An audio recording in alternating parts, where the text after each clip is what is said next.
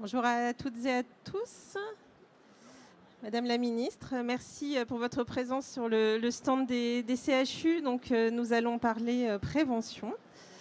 Et donc peut-être pour rentrer directement dans le vif du sujet et peut-être évoquer un peu la vision que vous avez portée du système de santé lorsque vous étiez vous-même au ministère.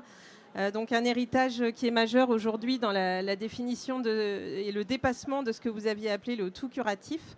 Et donc dans la politique de prévention que vous avez portée. Donc, bonjour à tous.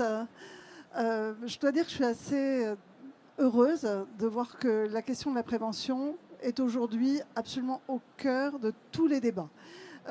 Ici à Santexpo, mais également dans les syndicats médicaux, chez les étudiants en médecine, dans les établissements médico-sociaux. Tout le monde aujourd'hui se rend compte que c'est notre outil majeur pour rester en bonne santé le plus longtemps possible et éviter de peser à la fois sur l'assurance maladie, mais également sur la branche dépendance, puisque ce qu'on ne sait pas, jusqu'à ce qu'on ne dit pas suffisamment, c'est à quel point il y a un lien fort entre perte d'autonomie et maladie chronique. En réalité, on s'intéresse toujours aux maladies chroniques en disant que c'est un poids considérable aujourd'hui sur notre système de santé et sur notre organisation des soins. C'est réel, mais ça va devenir, dans 10 ou 15 ans, un poids tout aussi équivalent et important dans la branche vieillesse, dans la branche autonomie. Pourquoi ? Parce qu'on reste autonome jusqu'à 90 voire 95 ans quand on n'a pas de maladie chronique sous-jacente. Et en fait, toutes les personnes qui sont en perte d'autonomie en EHPAD aujourd'hui à l'âge de 80-85 ans sont toutes des personnes qui ont développé des maladies chroniques préalablement. Et donc, on ne voit pas encore le mur que nous allons avoir sur les aujourd'hui 13 millions de personnes en ALD et qui vont vieillir avec ces maladies chroniques et devenir dépendants beaucoup plus rapidement que normalement. Donc la prévention, c'est notre outil principal pour reculer l'âge des maladies chroniques et peut-être réduire également l'incidence de ces maladies chroniques. Alors, j'ai envie de vous dire, j'avais fait un plan priorité prévention. C'était la première chose que j'ai faite en arrivant au ministère. C'était un des 4 piliers de la stratégie nationale de santé. Et force est de constater que ça n'a pas marché comme je l'aurais souhaité. Et c'est peut-être de ça dont on va discuter, parce qu'en fait, tout le monde s'intéresse à la prévention, tout le monde veut en faire, et nous n'arrivons pas à marquer le point. Et la question est de savoir pourquoi. Donc voilà, c'est peut-être là-dessus qu'on peut discuter. Exactement, donc merci pour cette entrée en matière. C'est vrai que ce qui nous intéresse là, c'est aussi de pouvoir déjà faire une rétrospective un peu des thématiques fortes. Vous avez évoqué les maladies chroniques, la perte d'autonomie et effectivement la conscience très forte qu'il pouvait y avoir de l'impact sur le système de santé. Donc quelle a été l'approche, vous, que vous avez pu porter et quelles ont été les réformes structurelles, justement, même si elles ne sont pas à la hauteur de vos attentes en termes d'impact, justement. Qu'est-ce que vous avez porté comme orientation ? Alors, on a fait un plan priorité prévention qui, somme toute, était assez classique. On venait d'arriver, je manquais peut-être encore un peu de maturité. Et donc, on a fait un peu un plan de prévention sectorielle.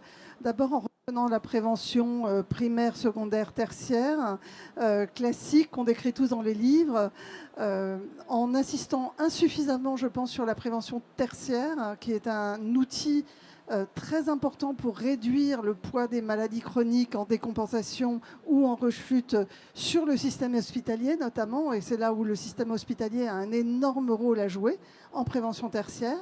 On parlera des autres préventions, puis on l'a fait sectorielle, c'est-à-dire la santé des femmes, la santé environnementale, etc. Et je dirais qu'en gagnant en maturité, en parlant de ce sujet depuis maintenant des années, en travaillant avec les acteurs, je pense qu'on a une approche qui n'est pas une approche pragmatique et opérationnelle de la prévention quand on distingue la prévention primaire, secondaire et tertiaire. En réalité, on devrait penser la prévention entre la prévention qui est à la main du système de santé et à la main des professionnels de santé, c'est-à-dire la vaccination, les dépistages des maladies, la prévention tertiaire, et penser prévention primaire ou primordiale, promotion de la santé, qui en réalité échappe quasiment complètement à la fois aux professionnels de santé et au système de santé. Alors oui, les professionnels peuvent donner des conseils. Ils peuvent vous dire mangez ceci et ne mangez pas cela. Ils peuvent vous dire faites 7000 pas par jour et arrêtez de passer votre vie devant la télé. Un professionnel peut vous dire arrêtez de fumer. Donc évidemment, les professionnels de santé ont un rôle à jouer dans les conseils. Mais le passage à l'acte des citoyens et de la majorité de la population pour passer d'un conseil médical orienté vers un passage à l'acte dans la vie quotidienne, en réalité nécessite un environnement favorable. Ça veut dire quoi un environnement favorable? Ça veut dire un environnement qui permet aux gens de marcher, avec des trottoirs qui ne sont pas défoncés, avec des pistes cyclables qui permettent d'éviter de prendre la voiture. Ça veut dire des taxations qui taxent les boissons trop sucrées. Ça veut dire une éducation à la santé dès le plus jeune âge à l'école pour savoir comment s'alimenter. Ça veut dire des cantines scolaires où on évite l'alimentation ultra transformée. Ça veut dire en entreprise, des entreprises qui s'intéressent à la santé de leur personnel en favorisant moins de sédentarité, une alimentation meilleure dans les cantines collectives. Et en réalité, sur tous ces aspects, transport, alimentation, comportement, tabac, alcool, etc. Ça échappe à la fois aux hôpitaux et à la fois aux médecins. Et ça nécessiterait en fait des politiques publiques beaucoup plus partagées avec les collectivités territoriales. Les élus locaux peuvent faire beaucoup, notamment sur tout ce qui est lutte contre la sédentarité, et en partageant ce poids-là avec les différents ministères concernés et avec les différents secteurs d'activité concernés, dont le secteur privé, les entreprises, qui ont également leur part pour que leur personnel reste en bonne santé. Et je pense que si on pensait la prévention entre ce qui est prévention primordiale et prévention médicalisée, et il y a déjà beaucoup à faire pour le système de santé, on éviterait l'écueil que nous avons, qui est qu'on passe notre temps à donner des conseils aux gens et que ces conseils ne sont pas suivis d'effets, ou en tous les cas pour des durées très limitées. On a commencé à aborder beaucoup de sujets. Effectivement, ça ouvre énormément de pistes pour le reste de la discussion. Peut-être un petit focus aussi sur ce dont on se parle exactement. On a évoqué la question du vieillissement, de la perte d'autonomie. Est-ce qu'il y a des sujets qui sont émergents dans cette thématique de la prévention? On le voit là sur Santé Expo, il y a énormément de sujets sur la santé de la femme. Je pense qu'il y a aussi, est-ce que vous identifiez un impact aussi de l'intelligence artificielle sur ces sujets? Comment est-ce que justement vous avez vu ce sujet évoluer dans son contenu et dans les pathologies du coup dont il est question? Alors, je vais parler de la santé environnementale, qui est un sujet de préoccupation majeur pour les Français, mais également pour les professionnels de santé, qui ont beaucoup de mal en réalité à donner des conseils personnalisés, notamment parce qu'en réalité, le corpus de connaissances sur l'impact de l'environnement sur la santé humaine n'est pas si robuste que ça. Et donc, on a des pistes, évidemment. On parle des PFAS, on parle des pesticides, etc. Mais la réalité, c'est qu'en termes de conseil médical, ça n'est pas très simple pour les médecins d'aller faire de la prévention environnementale, sauf évidemment à dire à des agriculteurs de ne pas s'exposer à des pulvérisations, etc. Mais réellement, ils sont en difficulté. Donc ça, c'est un sujet sur lequel il va falloir aider les professionnels de santé à disposer de connaissances suffisamment fiables pour aider au quotidien leur patientèle. Donc ça, et là-dessus, les CHU peuvent être promoteurs aussi de recherche sur l'impact de l'environnement sur la santé, parce que vous avez dans les CHU des cohortes de patients, une patientèle suffisante pour effectuer un certain nombre de travaux. Donc ça, c'est le premier sujet qui monte. Le deuxième sujet, c'est évidemment l'impact de l'IA. Je pense que l'IA va être un outil absolument majeur. Je ne suis pas la seule à le penser, donc c'est vraiment un lieu commun, mais majeur pour le système de santé en termes de pertinence de soins, en termes de relevance des prescriptions, en termes de capacité à identifier des personnes à risque sur un certain nombre de données de santé. Le troisième facteur, c'est la prévention personnalisée sur la base de la génétique. Et là aussi, on découvre chaque année des facteurs de risque, des signatures génétiques, notamment dans les cancers, qui vont permettre de progresser énormément sur les causes de certains cancers au niveau environnemental. Donc voilà, il y a des progrès considérables qui vont se faire grâce à la génomique ou génétique constitutionnelle. Et vous parlez de la santé de la femme. Alors là, je vais aller à... Volontairement, je vais être provocatrice. On s'intéresse beaucoup à la santé des femmes. Il y a des raisons. On a totalement négligé un certain nombre de maladies des femmes. Je pense à l'endométriose, je pense au... Ça n'est pas une maladie, mais à l'impact de la ménopause. Il y a énormément de sujets, la fertilité, etc. Mais alors, je suis scientifique. Il se trouve que j'ai monté un think tank sur la place de la science dans la société. De temps en temps, il faut dire les chiffres. Il n'y a pas un chiffre en santé où les hommes ne sont pas pénalisés par rapport aux femmes. Il n'y a pas un chiffre sur la mortalité précoce, la mortalité tardive, la gravité des maladies, le nombre de maladies chroniques, etc., où en réalité les hommes ne font pas plus mal que les femmes. Les hommes ont en moyenne 6 ans d'espérance de vie en moins que les femmes. Et donc oui, il faut s'intéresser à la santé des femmes, mais aujourd'hui nous avons totalement zappé, scotomisé, comme on dit, mis de côté, le fait quand même qu'en termes d'inégalité de santé, la santé des hommes est catastrophique par rapport à celle des femmes. Donc j'aimerais qu'on puisse aussi dire que la santé des hommes est un sujet et qu'en termes de prévention, ils ont une mortalité supérieure à la femme à tous les âges de la vie. Ils ont des diagnostics de cancer plus tardifs, ils ont des cancers plus agressifs. Le taux de mortalité pour le même cancer est plus élevé chez l'homme que chez la femme.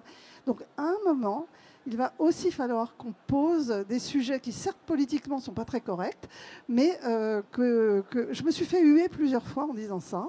Mais je pense que c'est aussi de la rationalité pour une scientifique et un médecin de considérer que les deux sexes ont le droit à la même attention. Voilà. Merci pour ces propos très forts.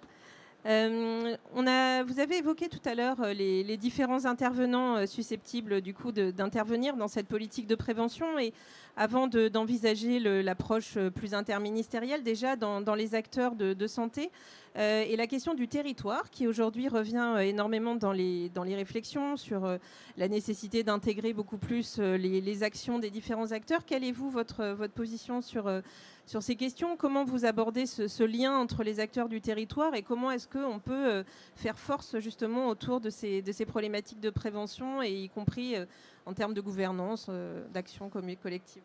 Alors, si on reprend cette nouvelle stratification, si je puis dire, du dépistage, de la prévention, entre ce qui est prévention à la main des médecins et prévention primaire, je pense que les territoires ont totalement la main sur la prévention primaire et la promotion de la santé. Et beaucoup de pays dans le monde ont délégué aux collectivités territoriales, alors à des niveaux variables, la question de la prévention primaire et de la promotion de la santé. Ils ont délégué cette compétence soit aux mairies, soit aux régions, parce qu'en réalité, c'est à l'échelon d'un territoire qu'on est capable d'identifier les indicateurs de santé d'une population.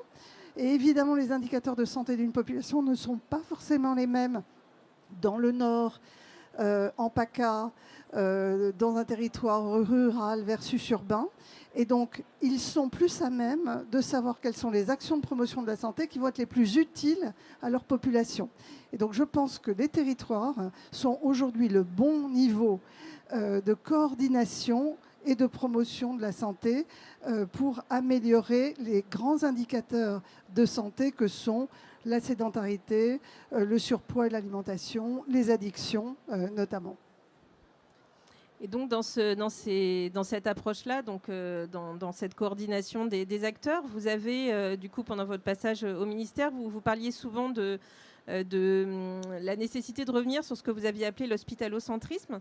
Qu'est-ce que du coup vous portez derrière cette thématique-là? Est-ce que vous avez du coup comment vous l'avez vu évoluer avec le temps? Parce que c'est important, il y a beaucoup d'hospitaliers et c'est important aussi de pouvoir échanger sur cette question. Alors c'est vrai que j'ai beaucoup parlé d'hospitalocentrisme parce que c'est un fait historique. En fait, notre système de santé a été conçu dans l'après-guerre à une période où il y avait une accidentologie très importante, où les hôpitaux recevaient énormément d'accidents de la route, d'accidents du travail, il y avait beaucoup de chirurgie, et où il n'y avait pratiquement pas de malades chroniques parce qu'on mourait relativement jeune avec assez peu de pathologies chroniques. Nous sommes passés au XXIe siècle, l'accidentologie a considérablement diminué. La chirurgie se fait souvent en ambulatoire. Il y a beaucoup de gestes en radiologie qui compensent la chirurgie lourde. Et en réalité, notre problème aujourd'hui, c'est la prise en charge des 13 millions de malades chroniques vieillissants. Et donc, il faut un système qui va vers les personnes âgées moins mobiles, qui prennent en compte le fait que quand on a un diabète ou une insuffisance cardiaque, on ne va pas passer son temps à l'hôpital, on va passer 90% de son temps hors de l'hôpital. Et donc, comment on construit un système de santé moins hospitalo-centré et plus de structures de soins primaires viables et utiles à la population. Donc ça, c'est un shift majeur qui est lié au fait que l'épidémiologie a totalement changé en l'espace de 75 ans. Pour autant, moi je suis une fille de l'hôpital public, j'ai travaillé toute ma vie à l'hôpital public et j'ai une passion pour l'hôpital public parce que je trouve qu'il prodigue des soins d'une qualité absolument exceptionnelle dans notre pays, qu'il concentre un nombre de compétences absolument invraisemblables avec une forme d'universalisme de la prise en charge qui est unique au monde. On ne laisse personne sur le côté à l'hôpital public et on est capable de prodiguer les mêmes soins au roi du Maroc et au SDF. Voilà. Et ça, c'est extraordinaire.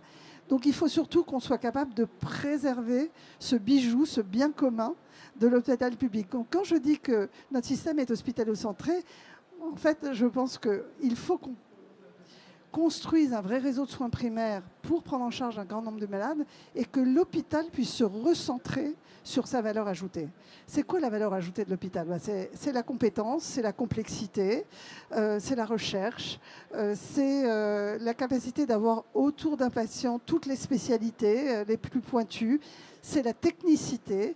Et donc tout ça, il faut qu'on arrive à le valoriser. Mais pour ça, il faut peut-être que l'hôpital public se repense dans une offre de soins un peu plus plurielle, où il est peut-être moins en charge d'un certain nombre de pathologies.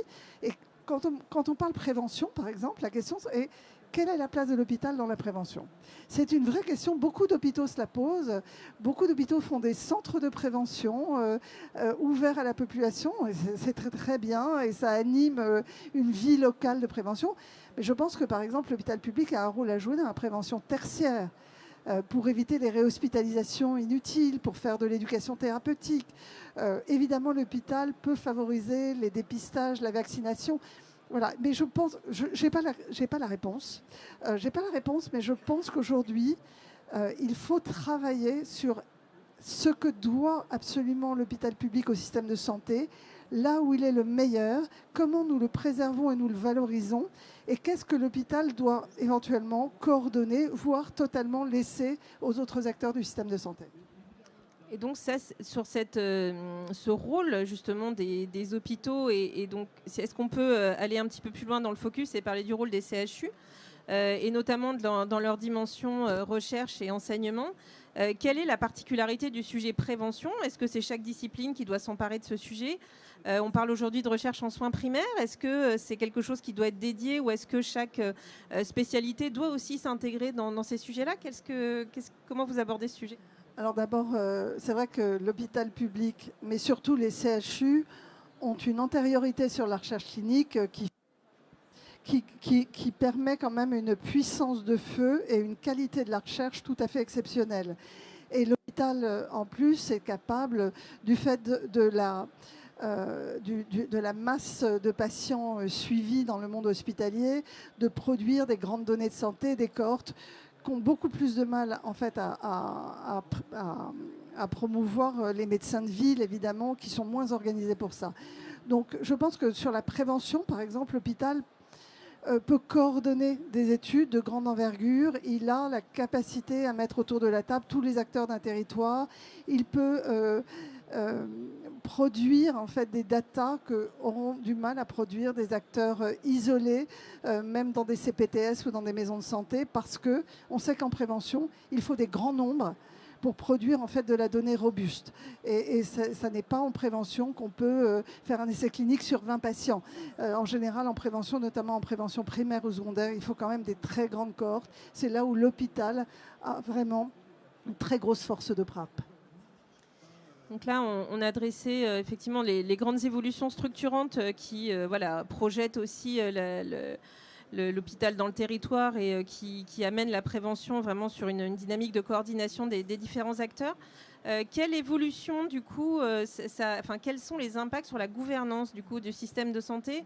Donc là, je pense évidemment, bien sûr, au rôle des ARS, au rôle des collectivités que vous avez mentionné tout à l'heure, et au rôle également du ministère de la Santé. Est-ce que, du coup, il y a inévitablement des réformes structurelles là, qu'on a commencé à brosser ? Comment vous voyez cette question ? Alors, un ministère et la centralisation à Paris, évidemment, limite la capacité d'agir sur les territoires. Et c'est clair, on a besoin du bras armé du ministère que sont les ARS et qui sont capables d'adapter dans chaque territoire les circulaires, les normes que veut le ministère. Donc je dirais que le ministère, il est garant quelque part d'une forme d'équité territoriale et il doit dire la norme. Il doit dire ce que l'on souhaite, c'est-à-dire la vision qu'on a d'un système de santé. Mais il nous faut des acteurs de terrain pour décliner le dernier kilomètre. Ça commence par les ARS, mais à l'hôpital, évidemment, ce sont les GHT qui sont maintenant la nouvelle unité. Et je dirais qu'on n'a pas été au bout de la réforme des GHT. C'est drôle parce que je travaille aujourd'hui sur les données de santé avec des juristes qui me disaient qu'aucun hôpital aujourd'hui n'a la capacité d'assurer la cybersécurité de ces données, tant ça nécessite des investissements importants. Et donc les acteurs de la cybersécurité disent que rien ne peut se faire à l'échelon inférieur de celui d'un GHT.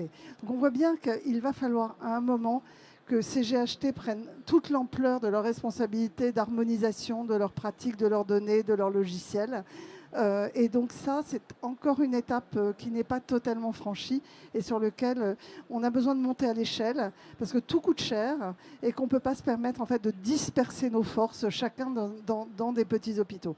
Voilà, donc la gouvernance, il faut qu'on continue à structurer un système de santé et qu'on réfléchisse aussi, et ça c'est une autre grande réforme que j'ai voulu porter, qu'on réfléchisse à la gradation des soins, c'est-à-dire qui fait quoi. Nous n'avons pas les moyens, non pas tant financiers, mais nous n'avons pas les moyens humains aujourd'hui d'assurer la qualité nécessaire et la technicité nécessaire de toutes les spécialités dans tous les hôpitaux de France et de Navarre. Nous n'en avons pas les moyens humains. Et donc, des hôpitaux qui veulent maintenir un certain nombre d'activités très techniques prennent le risque en réalité d'avoir des praticiens qui ne pratiquent pas suffisamment, qui ne sont pas au niveau de la qualité qu'attend la Haute Autorité de Santé.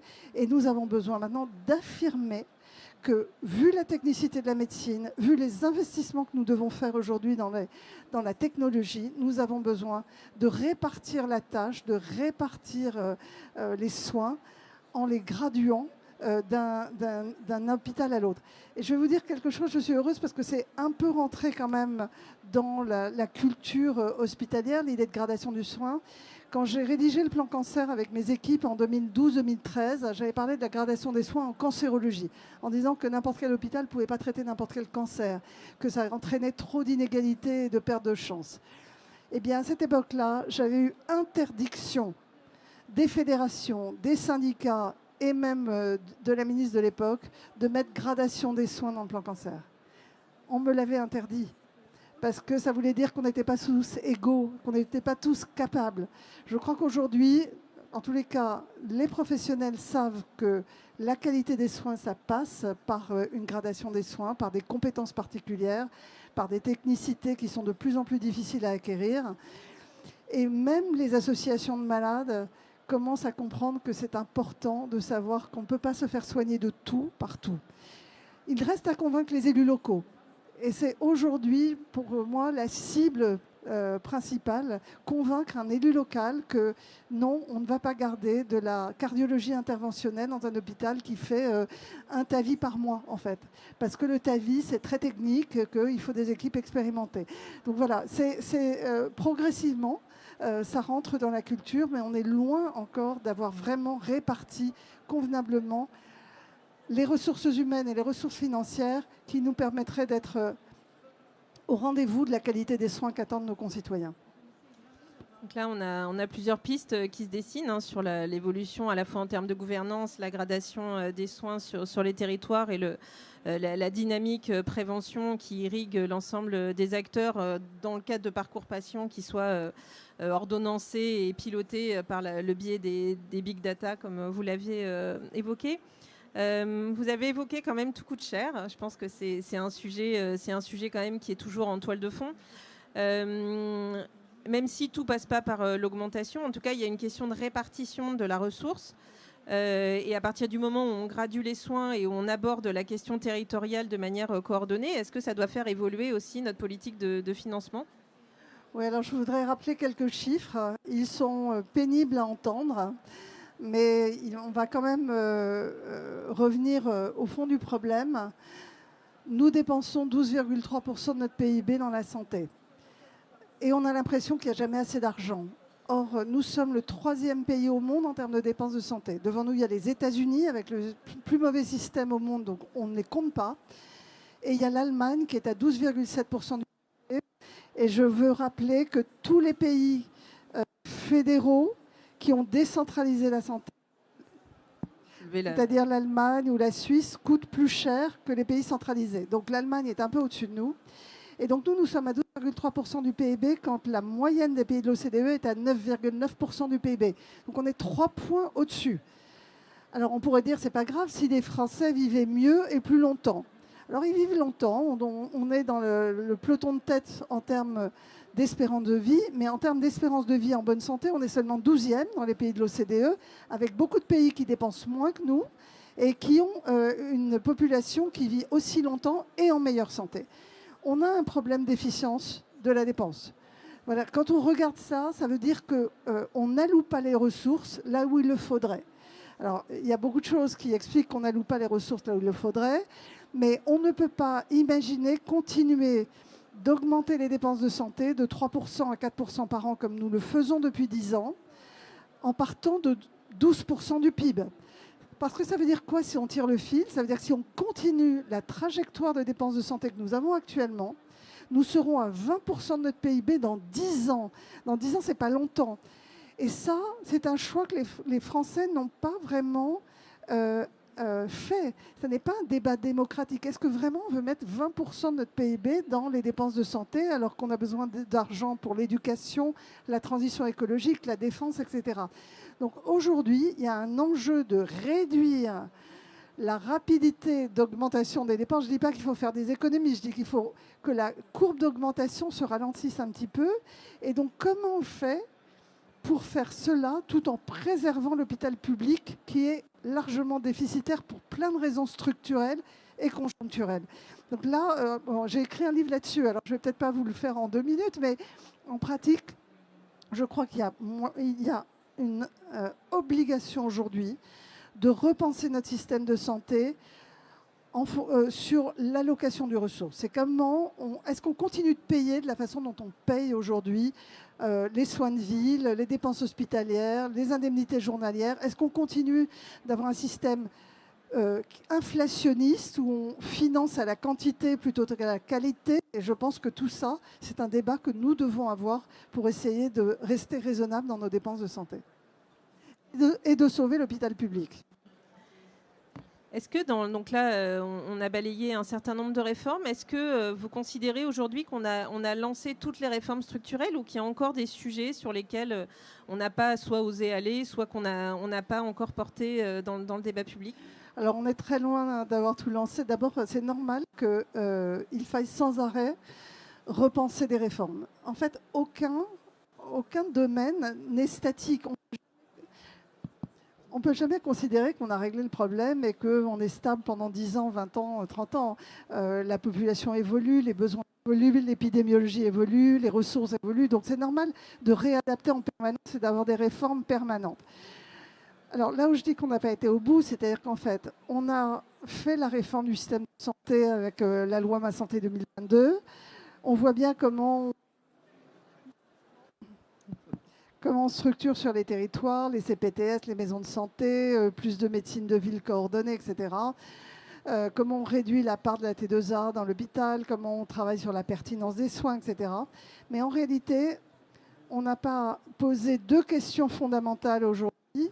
La première, c'est la part de l'assurance maladie dans les dépenses de santé par rapport à la part des assurances complémentaires. Il y a un vrai débat. Est-ce qu'on continue avec notre système à l'identique ?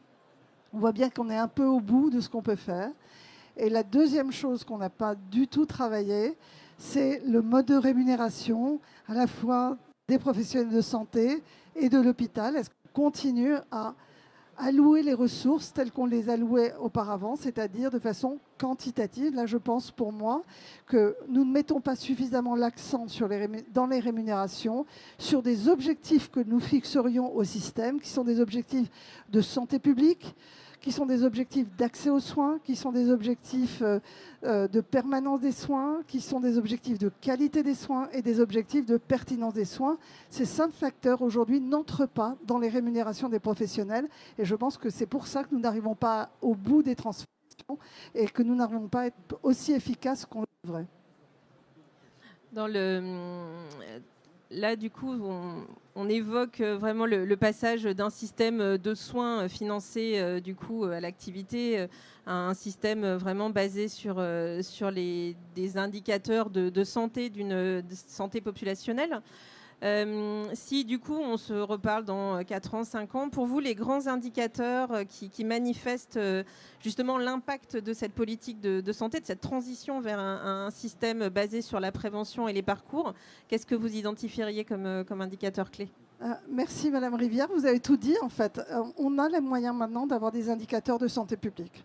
On a les moyens dans chaque territoire d'identifier les problématiques spécifiques. À l'échelon régional, départemental, à l'échelon des communes, on a capacité en fait, avec les données de santé, de les regrouper et d'identifier les vrais besoins populationnels. Et je pense que si on travaillait un peu plus sur ces indicateurs, si on utilisait peut-être aussi l'IA pour faire apparaître des choses relevantes, eh bien, nous serions capables de fixer à chaque territoire. Alors ça peut être au niveau de l'ARS que le pilotage se fait, ou avec les CEPAM.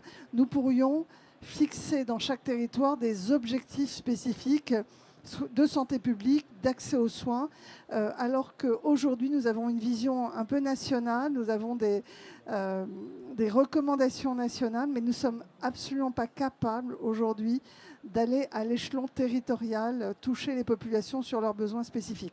Donc moi, je pense que c'est ça la transformation à terme et qu'il va falloir contractualiser avec les acteurs des territoires, que les CEPAM et les ARS pourraient contractualiser avec les professionnels de santé libéraux, les CPTS ou les maisons de santé, contractualiser avec les hôpitaux pour mettre l'accent sur des besoins spécifiques.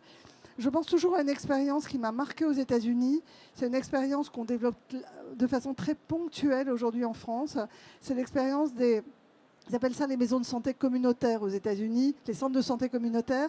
Ces centres de santé qu'ils ont positionnés dans des bassins de vie particulièrement en difficulté, avec des vulnérabilités, et où ils financent ces maisons de santé ou ces centres de santé sur des objectifs qui sont le nombre de grossesses précoces, la santé mentale, le nombre de personnes qui sortent de l'addiction, etc. Et c'est d'une redoutable efficacité parce que c'est à l'échelon du territoire, ça suit des indicateurs spécifiques de la population et ça finance en fonction des résultats.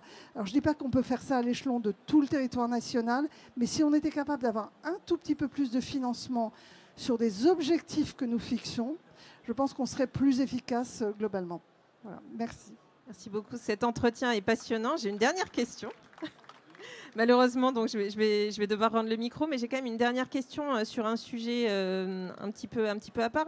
Est-ce que la lutte contre la désinformation est une politique de prévention qui n'est pas assez portée ? Je sais que c'est un sujet important et je voudrais quand même vous donner le mot de la fin sur cette question. Merci beaucoup, Madame Rivière. Ouais, donc j'ai monté un think tank qui s'appelle Évidence, qui traite de la place des sciences dans la société. Et on vient de publier un rapport sur la désinformation, pas seulement en santé, mais la désinformation comme un danger pour la République, pour la démocratie.